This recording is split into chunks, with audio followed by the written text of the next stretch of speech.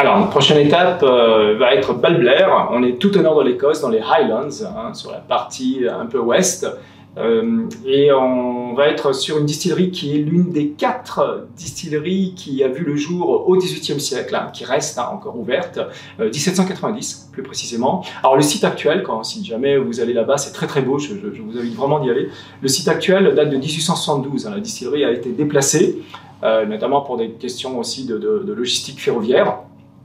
Il paraît, en Écosse, on dit qu'à Balblair, on respire l'air le plus pur d'Écosse.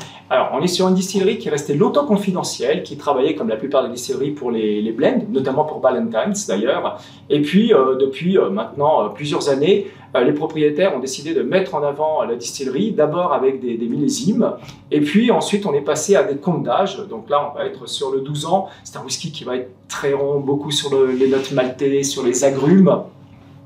Et pour la petite histoire, Balblair a aussi servi de lieu de tournage, en partie du fameux film de Ken Loach qui se rapportait au whisky qui s'appelle La Part des Anges. Notamment, il y a à un moment donné des enchères, eh bien, elles ont lieu sur Balblair. C'est un whisky vraiment qui mérite des découvertes. Moi, j'aime beaucoup ce profil, encore une fois, très séduisant. Et déjà dans sa jeunesse, il a tout pour plaire.